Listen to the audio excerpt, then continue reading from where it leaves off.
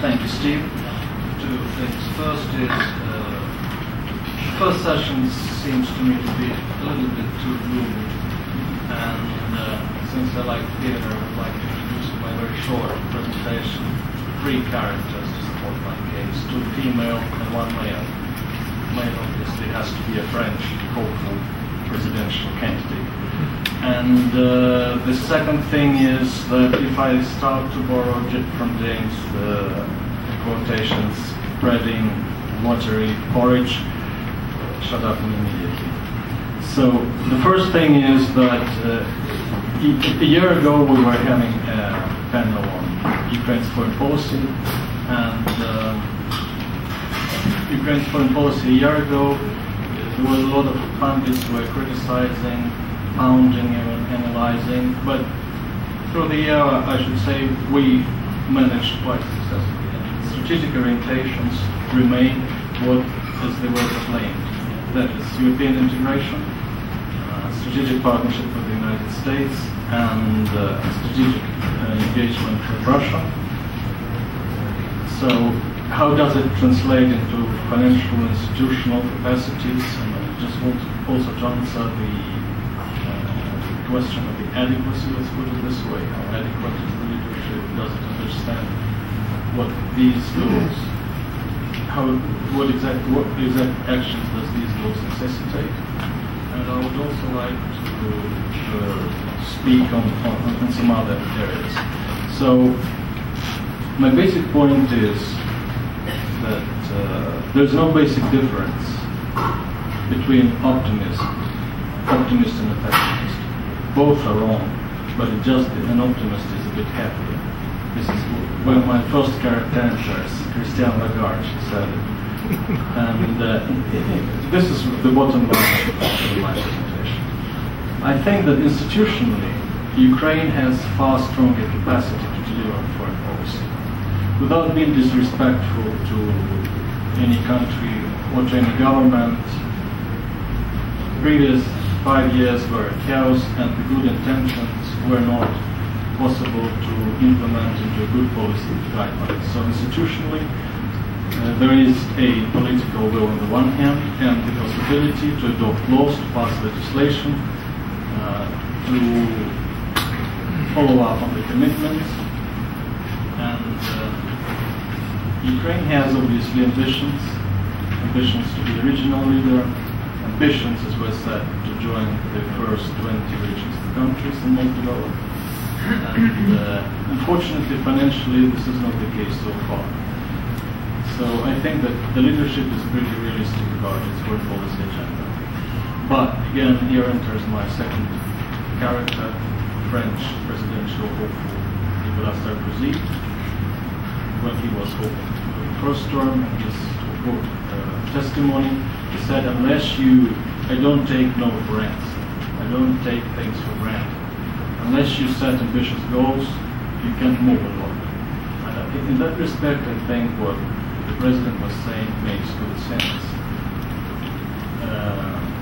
Then, foreign policy is not just about decorations, toasting, visits, nice words, and not so nice words. It's not about mutually reinforcing, congratulating, etc., etc. It's about hardcore national interests. In this respect, where do we see our hardcore national interests? Energy independence, attracting foreign investment, and consolidating Ukrainian position with a number of key countries, like China, great countries, developing relations with the countries in the world. Here I would like to emphasize one important point, that on energy independence. 5 years ago, Ukraine was able to get rid of, to be on a safe footing and to get rid of completely of the dependence of Russian gas. I would like to remind you that 5 years ago, the gas balance of Ukraine was the import of gas from Turkmenistan, 20% or so, payment of Russian gas on a very good tariff as a payment to transit and extraction of oil gas. This was done by administration which is now in office, and it wants to re-establish its independence from Russia on energy supplies. It pursues vigorously the possibilities to re-establish good relations with Turkmenistan and Central Asian countries to win back the positions which Lukashenko lost. As far as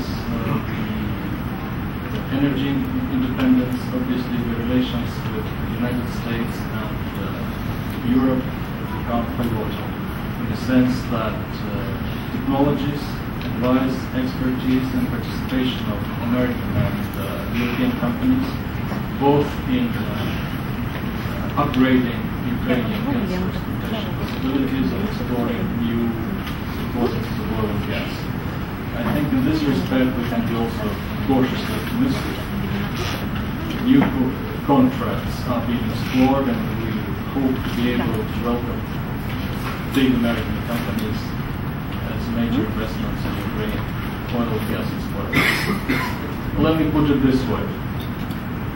Ukraine cannot succeed in a decisive way unless there is a major Western investment in Ukraine. And a major Western investment in Ukraine cannot happen without a dramatic change in Ukraine investment climate. Dramatic change in Ukraine investment climate cannot happen overnight by itself. It can only happen if there is a sustained work on behalf of the government, of the president, of the legislation. And I would agree, I think everyone would agree in this room, that problem number one for Ukraine is corruption. It's been described as such by the president in his annual address to parliament. And if Ukraine manages to overcome this problem, it will, I think, manage to turn a decisive picture in its history. And to put another quotation, just what Jorge was saying, it can finally become a success story. On many occasions, Ukraine turned to a historic point and failed to turn. This time, I hope we will be able to turn. And that brings us to finalize my speech, whether there is a political will and determinedness of the government to make difficult decisions and sacrifices which reform inevitably entail. And my answer is yes. And I think it was demonstrated already.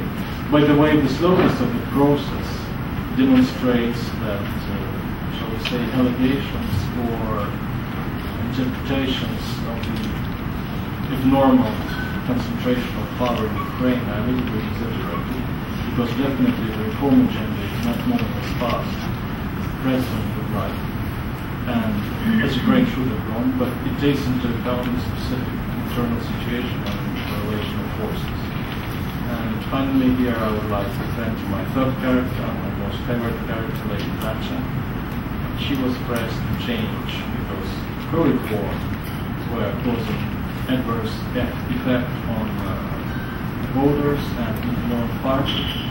She said to the West in the Conservative Party, "You turn if you want to, the ladies not returning."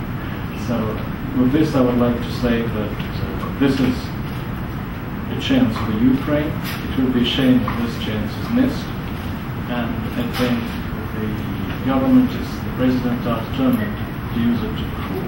The progress may be disappointing so far, but there is a progress, and I'm happy to say that it was during this panel. The government and the president realize that European integration is not just joining free trade area, it's about values, and there has to be deliveries in this particular area. But I believe with